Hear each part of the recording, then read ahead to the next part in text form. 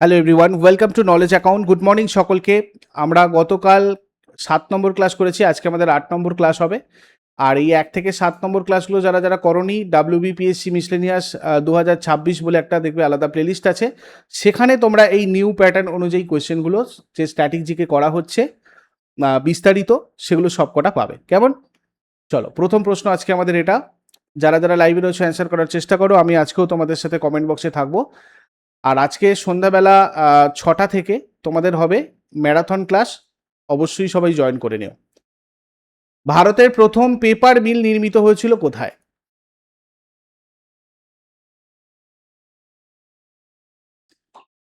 দেখো, শ্রীরামপুরের, হুগলির শ্রীরামপুরে হয়েছিল এটা 1812 সালে। উইলিয়াম কেরির উদ্যোগে হয়েছিল। আচ্ছা, উইলিয়াম কেরি, মার্সম্যান আর উইলিয়াম ওয়ার্ড, এই তিনজনকে বলা হতো কিন্তু আমাদের শ্রীরামপুর ত্রয়ী। এইটাও তোমাদের পরীক্ষাতে আসে, মনে রাখবে শ্রীরামপুর ত্রয়ী কাদের বলা হয়। ঠিক আছে? উইলিয়াম কেরি মিশন প্রেস প্রতিষ্ঠা করেছিলেন 1800 সালে। আর মানে সমাচার দর্পণ, এই যে সমাচার দর্পণটা, এই সমাচার দর্পণটা ছিল আমাদের প্রথম ফার্স্ট বাংলা সাপ্তাহিক পত্রিকা। ঠিক আছে? এই শ্রীরামপুর মিশন প্রেস যেটা বলছি, সেখান থেকে এটা প্রকাশ হতো। এছাড়া আমাদের মানে প্রথম বাংলা মাসিক পত্রিকা যেটা, বাংলা যেটা মাসিক পত্রিকা, সেটার নাম কি? এটাও তোমাদের আসে, সেটা হচ্ছে দিগদর্শন। এই দিগদর্শনের সম্পাদক ছিলেন এই মার্সম্যান। মার্সম্যান ছিলেন দিগদর্শনের সম্পাদক। আর শ্রীরামপুর ত্রয়ী কর্তৃক প্রতিষ্ঠিত ছিল 1818 সালে শ্রীরামপুর কলেজ।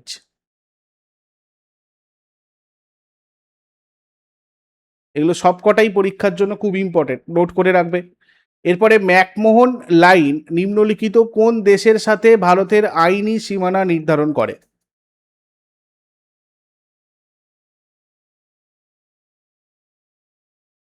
ভারত আর চীনের সাথে আইনি সীমানা নির্ধারণ করে ম্যাকমোহন লাইন। দেখো, ডুরান্ট লাইন এটা ভারত আর আফগানিস্তানের মধ্যে নিরূপিত সীমারেখা। এখন পাকিস্তান আফগানিস্তান আমরা বলি, খুব অল্প রয়েছে। ম্যাকমোহন লাইন ভারত আর চীনে তিব্বতের মধ্যে সীমানা নিরূপণকারী রেখা। র্যাডক্লিফ ভারত আর পাকিস্তান। র্যাডোলিফ ভারত আর Nepal. Line of control Bharat আর পাকিস্তান। পক প্রণালী তো আমরা জানি ভারত আর শ্রীলঙ্কাকে আলাদা করেছে। পূর্বাচল ভারত আর বাংলাদেশের মধ্যে চিহ্নিত সীমারেখা। লাইন অফ অ্যাকচুয়াল কন্ট্রোল অর্থাৎ LAC ভারত লাদাখ আর চীনের মধ্যে। 3 বিঘা করিডোর ভারত আর বাংলাদেশ। স্যার ক্রিক লাইন ভারত আর পাকিস্তান। আচ্ছা, মিসলেনিয়াসের ব্যাচে তোমরা যদি যুক্ত হতে চাও, আমাদের যে অধ্যায়ভিত্তিক ব্যাচ চলছে, অধ্যায়ভিত্তিক ক্লাস জিকে এবং ম্যাথের উইথ মক টেস্ট ব্যাচ, সেক্ষেত্রে তোমরা PP10 কুপন কোড ইউজ করতে পারো। এর ওপর এক্সট্রা 10% তোমাদের ডিসকাউন্ট হবে। এটাতে 1 বছরের তোমাদের ভ্যালিডিটি থাকবে। এবং পঞ্চায়েত পরীক্ষার ব্যাচও উইথ মক টেস্ট তোমাদের চলছে, এখানেও PP10 কুপন কোড ইউজ করে তোমরা 1 বছরের ভ্যালিডিটিতে তাতে যুক্ত হতে পারো। এইগুলো রিলেটেড তোমরা যদি মানে দেখতে চাও, তোমরা যদি ডেমো ক্লাস দেখতে চাও, সেক্ষেত্রে নলেজ অ্যাকাউন্ট অফিসিয়ালের কোর্স অপশনে এসে তোমরা দেখতে পারো। এছাড়াও আরও অন্যান্য exam specific, subject specific batches চলছে, তোমরা চাইলে এগুলোতেও যুক্ত হতে পারো, কানেক্ট হতে পারো আমাদের সাথে। যেমন WBCS, রেলওয়ে, SSC সমস্ত পরীক্ষার জন্য ব্যাচও এখানে অ্যাভেলেবেল। তো এই রিলেটেড কোনো কোয়ারিজ থাকলে বা আমাদের সাথে কনসাল্ট করতে চাইলে এই নাম্বারে তোমরা হোয়াটসঅ্যাপ অথবা কল করে আমাদের সাথে যোগাযোগ করতে পারো। পরের প্রশ্ন, প্রাচীন ভারতের নিম্নলিখিত শাসকদের মধ্যে কে হুন আক্রমণ থেকে তার রাজ্য রক্ষা করেছিলেন?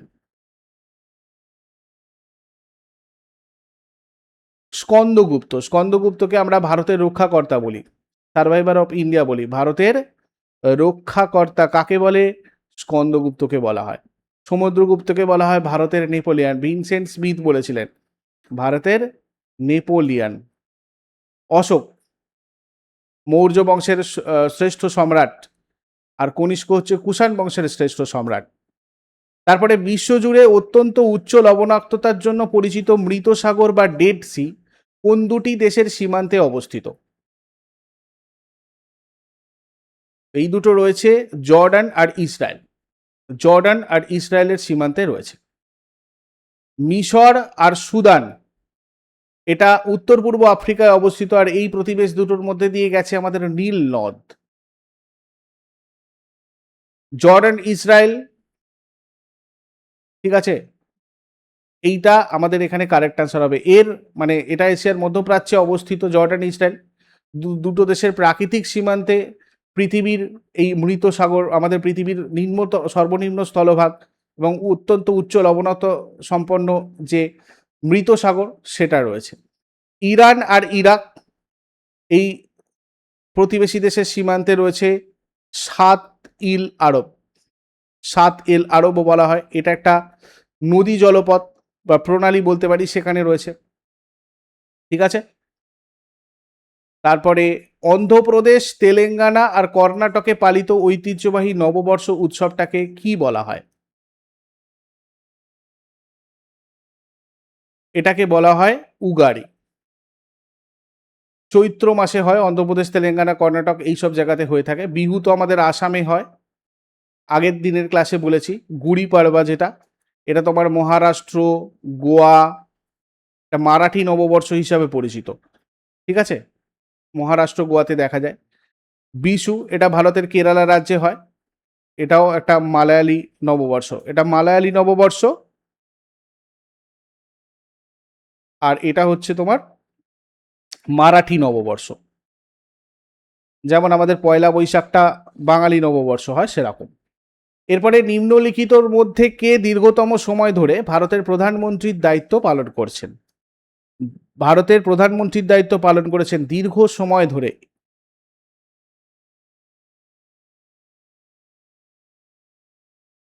সব থেকে বেশি এখানে জওহরলাল নেহেরু হবে, 16 বছর 286 দিন। 1947 থেকে 1964 পর্যন্ত ইনি ছিলেন, ঠিক আছে। ইন্দিরা গান্ধী 11 বছর 4 মাস মতো ছিল। ইনি আমাদের ভারতের প্রথম মহিলা প্রধানমন্ত্রী, ইন্দিরা গান্ধী।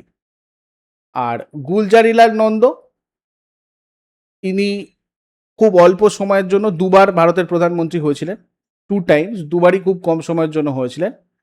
আর মনমোহন সিং, ইনি আমাদের ভারতের প্রথম শিখ প্রধানমন্ত্রী, টানা 10 বছরের জন্য ইনি টার্মে ছিলেন। আর সর্বকনিষ্ঠ হচ্ছে আমাদের 40 বছর বয়সে কে, এটাও তোমাদের আসে জিজ্ঞাসা করা হয়, রাজীব গান্ধী। আর এখন এই 2026-এ আমরা যদি নরেন্দ্র মোদীকে দেখি, নরেন্দ্র মোদী কিন্তু প্রায় 4399 দিন ক্ষমতায় থাকার মাধ্যমে এই জওহরলাল নেহেরুর মানে ওনার অ্যাকচুয়ালি 4398 দিন ছিল, যেটা নিউজে আমরা দেখেছিলাম, এই রেকর্ডটা ভেঙে দিয়েছে নরেন্দ্র মোদী, ঠিক আছে। এবং এটা হয়েছিল তোমাদের 10th জুনে, মানে এখন দেখতে গেলে আরও বেশি হবে, 10th জুনে এই রেকর্ডটা ভেঙেছিলেন, 4399 দিন ছিল 2026-এর 10th জুনে। এরপর ভারতের নিত্য প্রয়োজনীয় পণ্য মজুত করা নিষিদ্ধকারী সুলতানের নাম এখানে তোমাদেরকে উল্লেখ করতে হবে। নিত্য প্রয়োজনীয় পণ্য মজুত করা নিষিদ্ধ করেছিল কে? আলাউদ্দিন খলজি। এনার বিখ্যাত বাজার দর নিয়ন্ত্রণ নীতিটাও খুব গুরুত্বপূর্ণ, বাজার দর নিয়ন্ত্রণ, ভেরি ভেরি ইম্পর্টেন্ট। বলবন কি করেছিল? সিজদা প্রথা, তারপরে পাইপস প্রথা, এইগুলোর প্রচলন করেছিলেন। ইলতুৎমিশ কি করেছিলেন? ইকতা প্রথা, ইকতা প্রথার সাথে নাম জড়িয়ে রয়েছে 40 চক্র, এগুলো সব কার সময় হয়েছিল? ইলতুৎমিশের সময়। আর ফিরোজ শাহ তুগলক ফিরোজাবাদ তৈরি করেছিলেন, তারপরে জৌনপুর তৈরি করেছিলেন, এগুলো সব করেছিলেন ফিরোজ শাহ তুগলক। এরপরে নিম্নলিখিতদের মধ্যে কে কখনোই ভারতীয় জাতীয় কংগ্রেসের অধিবেশনে সভাপতিত্ব করেননি? কখনোই ভারতীয় জাতীয় কংগ্রেসের অধিবেশনে সভাপতিত্ব করেননি বাল গঙ্গাধর তিলক, চরমপন্থী আন্দোলনের একজন নেতা, যাকে ভ্যালেন্টাইন চিরল বলেছিলেন father of Indian unrest. Umesh Chandra Banerjee ছিলেন আমাদের জাতীয় কংগ্রেসের প্রথম সভাপতি। আর দাদাভাই নওরোজিকে আমরা কি বলি? Grand old man of India.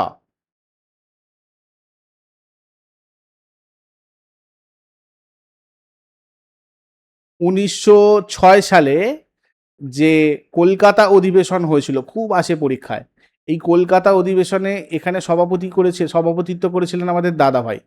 ঠিক আছে, সেখানে প্রথমবার এই স্বরাজ শব্দটাকে ব্যবহার করা হয়েছিল, স্বরাজ। আর সুভাষচন্দ্র বসুর দুটো ছিল, 1939-এ ত্রিপুরী, আর তার আগের বারে হরিপুরা। এখান থেকেই তিনি ত্যাগ করে ফরওয়ার্ড ব্লক গঠন করেছিলেন।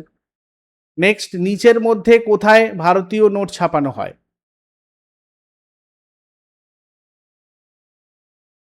এর মধ্যে ভারতীয় নোট ছাপানো হয় কোথায়?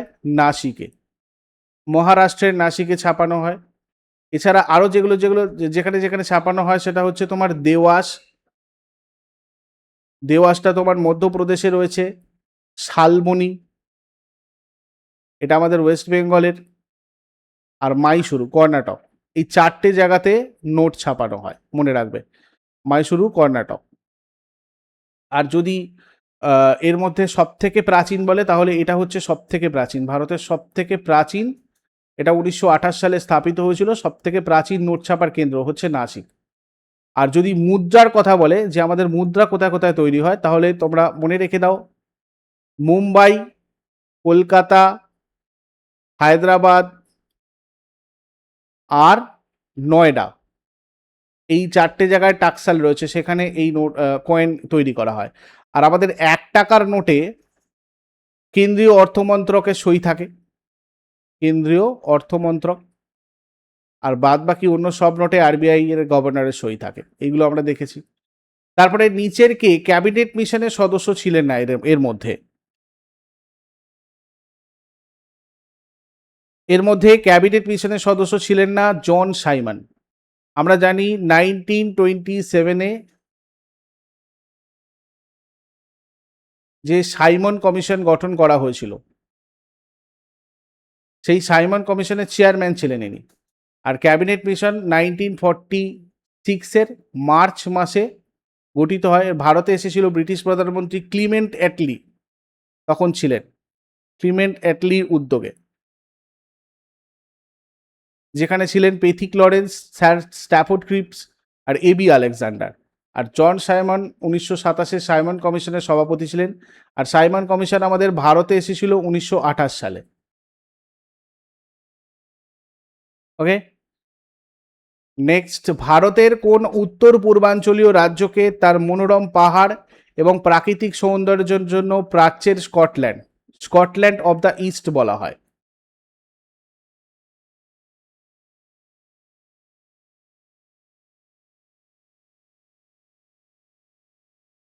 প্রাচ্যের স্কটল্যান্ড বলা হয় মেঘালয়কে, মেঘের আলয় বা প্রাচ্যের স্কটল্যান্ড।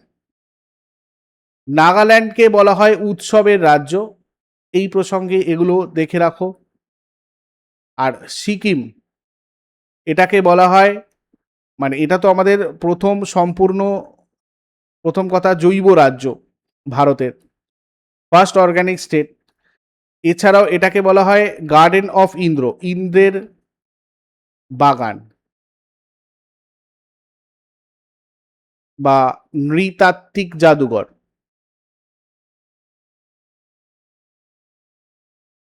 আর অরুণাচল প্রদেশে সবার আগে সূর্য উদয় হয়, এটাকে বলা হয় উদীয়মান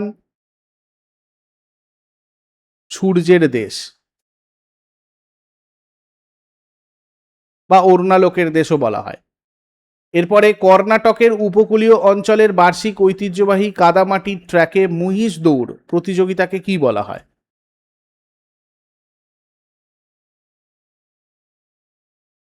কাম্বালা বলা হয়। জাল্লিকাট্টু তামিলনাড়ুতে হয়, পোঙ্গলের সময় হয়, এবং এটাও ষাঁড় রিলেটেড খেলা, বুল রেসিং। আর এখানে বাফালো রেস কাম্বালাতে হয়। এটা কোথায় হয়? এটা মেনলি কর্ণাটকে। আর ওনাম, এটা হচ্ছে কেরালার উৎসব একটা, এখানে নৌকা দৌড় হয়। সর্পনৌকা দৌড় বা বল্লমকালী বলা হয়, বল্লমকালী।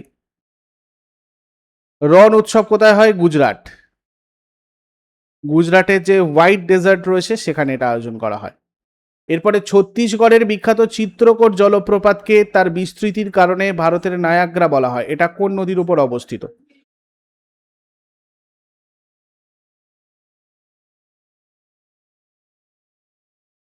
ভারতের নায়াগ্রা ইন্দ্রাবতী নদীর তীরে রয়েছে, মনে রাখবে। এটা গোদাবরী নদীর একটা উপনদী। তারপর নিচের কোন প্রত্নতাত্ত্বিক স্থানটা পশ্চিমবঙ্গে রয়েছে?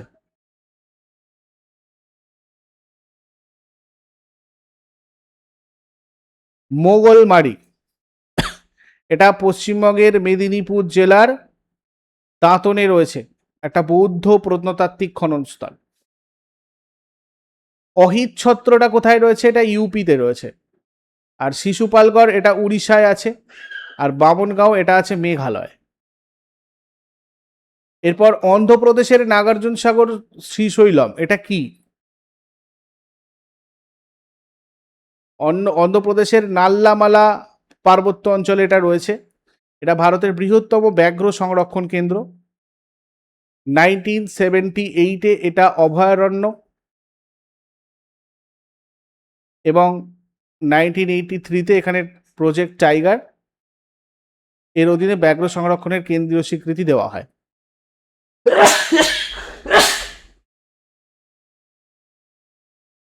আর নাগার্জুন সাগর এর, এটা দেখো এখানে আর একটা ইম্পর্টেন্ট জিনিস আছে এর মধ্যে, মানে নাগার্জুন সাগর বাঁধ যেটা, ঠিক আছে, শ্রীশৈলম বাঁধের নামানুসারে নামকরণ করা হয়েছে। এ মানে কৃষ্ণা নদীর ওপরে, এর সাথে কৃষ্ণা নদী আমাদের জড়িত। আর নেক্সট, নামচা বারোয়া থেকে কোন নদী ভারতে প্রবেশ করেছে? নামচা বারোয়া মানে সেই অরুণাচল প্রদেশের একদম ওই দিক থেকে যে আমাদের টার্ন নিয়েছে, সেটা কোনটা? ব্রহ্মপুত্র। এটা উৎপত্তি কোথায় হয়েছে? চেমায়ুংদুং হিমবাহ থেকে। চেমায়ুংদুং হিমবাহ থেকে উৎপত্তি লাভ করেছে আমাদের ব্রহ্মপুত্র। তারপর তিব্বতের মধ্যে দিয়ে এসে আমাদের কি বলে ভারতে প্রবেশ করেছে, এবং আমাদের তিব্বতে এটা সাংপো নামে পরিচিত। তারপর ইউ আকৃতির এরকম বাঁক নিয়ে আসামের মধ্যে দিয়ে এসে আবার বাংলাদেশে ঢুকে গেছে, তাই তো। অরুণাচল প্রদেশে দিহং, পরে অসমে এসে দিবাং আর লোহিত সাথে মিলিত হয়ে তারপরে নাম নিয়েছে ব্রহ্মপুত্র। আর মাজুলি দ্বীপ অসমে রয়েছে এরই তীরে, যেটা হচ্ছে আমাদের বিশ্বের বৃহত্তম নদীদ্বীপ, বিশ্বের বৃহত্তম নদীদ্বীপ মাজুলি।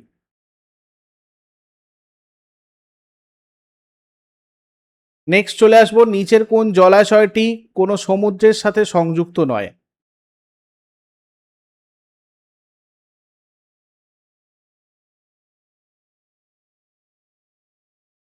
এটা হচ্ছে আরল সাগর। এটা খুব ইন্টারেস্টিং, এর নাম সাগর হলেও এটা কিন্তু একদম পুরোপুরি ল্যান্ডলকড একটা লেক।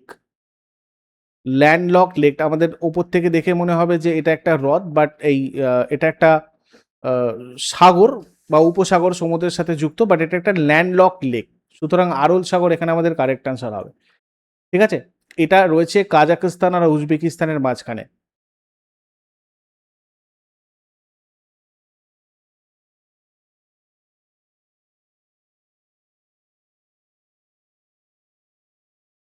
ঠিক আছে, এরপরে বিশ্ববিখ্যাত শিশু সাহিত্য অ্যালিসেস অ্যাডভেঞ্চার্স ইন ওয়ান্ডারল্যান্ড, এই উপন্যাসটার রচয়িতাকে?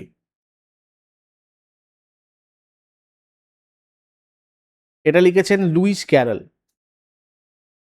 ফ্রান্সের রাজধানী প্যারিসে নিচের কোন গুরুত্বপূর্ণ আন্তর্জাতিক সংস্থার সদর দপ্তর রয়েছে?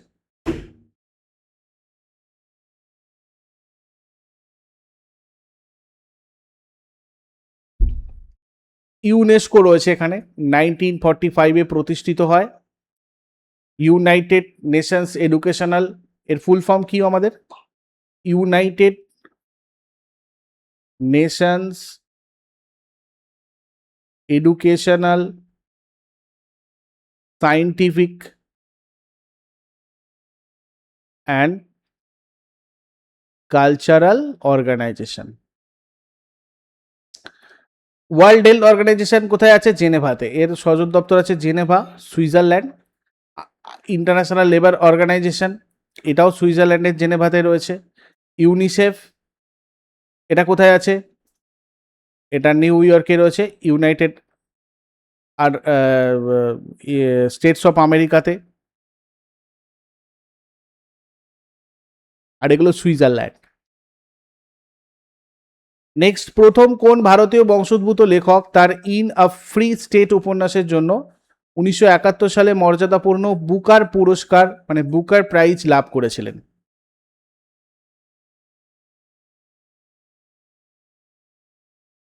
V.S. Naipaul. In a free state এই উপন্যাসের জন্য তিনি 1971 সালে বুকার পুরস্কার পেয়েছিলেন। আন্নামালাই পর্বত প্রধানত কোন রাজ্যে অবস্থিত? কেরালাতে রয়েছে আন্নামালাই পর্বত। কোন প্রধানমন্ত্রীর আমলে এবং কত সালে ভারতীয় সংবিধানে ভোটদানের বয়স 21 থেকে কমিয়ে 18 বছর করা হয়েছিল? এটা করা হয়েছিল 61তম সংবিধান সংশোধনীতে। আর্টিকেল 326 এর চেঞ্জ করা হয়েছিল, যেটা প্রাপ্তবয়স্কদের ভোটাধিকারের সাথে যুক্ত, এবং এটা হয়েছিল 1988-তে, বাট সেটা মানে কার্যকর করা হয় 1989-এ মার্চ মাসে রাজীব গান্ধীর সময়। বৈজ্ঞানিক কল্পকাহিনীর রোমাঞ্চকর চরিত্র ক্যাপ্টেন নেমো এবং তার বিখ্যাত সাবমেরিন নটিলাস এর স্রষ্টা কোন ফরাসি লেখক, যাকে বিজ্ঞানের অন্যতম জনক বলা হয়?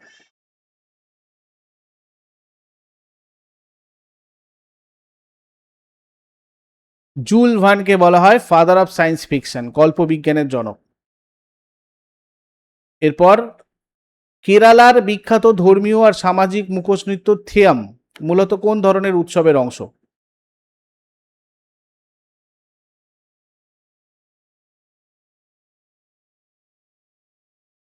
কেরালা,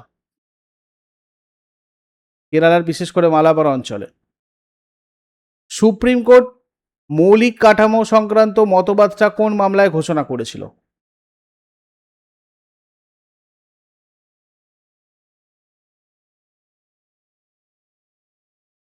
1973 এর কেশবানন্দ ভারতী মামলাতে এটা ঘোষণা করেছিল। ভারতের সংবিধানে জানার অধিকার মূলত কোন অনুচ্ছেদে সুরক্ষিত রয়েছে?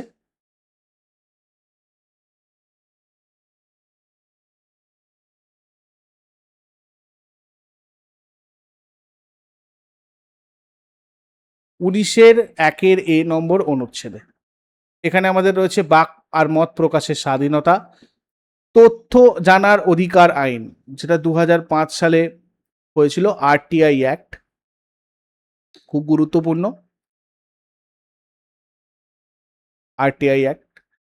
এরপরে কোন সংসদীয় কমিটি কার্যপদ্ধতি আর কাজকর্ম পরিচালনার বিষয়গুলো বিবেচনা করে?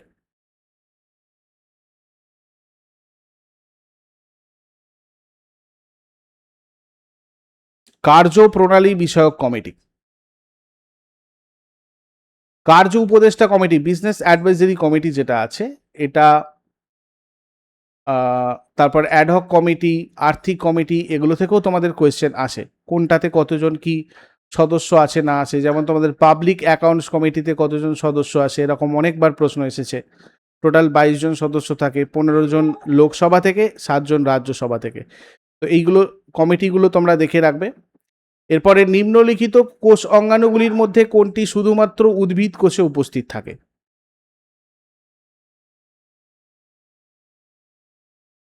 নিউক্লিয়াস দুটো কোষেই থাকে, মাইটোকন্ড্রিয়াও তাই। এটাকে আমরা কোষের মস্তিষ্ক বলি, মানে কোষের মাথা, আর এটাকে বলি কোষের শক্তিঘর।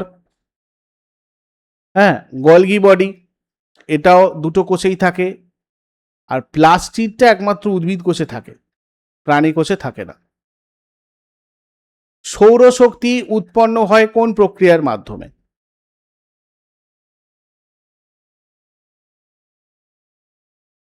হাইড্রোজেনের মাধ্যমে, এখানে দেখো হাইড্রোজেন আর হিলিয়াম পরমাণুর ফিউশন বিক্রিয়া হয়, সেই ফিউশন বিক্রিয়ার মাধ্যমে সৌরশক্তি তৈরি হয়। ভাতের ফ্যানে কয়েক ফোঁটা আয়োডিন দ্রবণ যোগ করলে দ্রবণটির রং গাঢ় নীল কালো হয়ে যায়, এটা নির্দেশ করে যে ভাতের মার হয়েছে। তো এখানে শ্বেতসার যদি আমরা যোগ করি, মানে কয়েক ফোঁটা আয়োডিন দ্রবণ যোগ করলে দ্রবণটার রং গাঢ় নীল কালো হয়ে যায়। ঠিক আছে, এখানে এই এই জিনিসটা মানে শ্বেতসার বা স্টার্চ শনাক্তকরণের একটা মৌলিক পরীক্ষা হচ্ছে স্টার্চ আয়োডিন পরীক্ষা। তোমরা শুনেছো সবাই, কার্বোহাইড্রেটের অন্তর্গত স্টার্চের সাথে আয়োডিন রাসায়নিকভাবে বিক্রিয়া করে এবং একটা গাঢ় নীল রঙের জটিল যৌগ তৈরি করে। আর ভাতের ফ্যান বা চাল মূলত কার্বোহাইড্রেট আর শ্বেতসারে সমৃদ্ধ। আমরা জানি, আমরা যে ভাতের চাল খাই আর কি, কার্বোহাইড্রেট বা শ্বেতসারে সমৃদ্ধ সেটা। তাই চাল সেদ্ধ করার পর ভাতের ফ্যানে প্রচুর পরিমাণে স্টার্চ দ্রবীভূত অবস্থাতে থাকে। এরপরে তোমাদের এটা হোমওয়ার্ক থাকবে, ভারতের সংবিধানের অধীনে প্রথম সাধারণ নির্বাচন কত সালে অনুষ্ঠিত হয়েছিল? শেষকালে আমাকে কমেন্টে জানাও। আজকে সন্ধ্যাবেলা 6টার সময় তোমাদের থাকবে ম্যারাথন ক্লাস, তারপর আবার নেক্সট উইকে তোমাদের আমি এই ধরনের কিছু প্রশ্ন নিয়ে আলোচনা করব।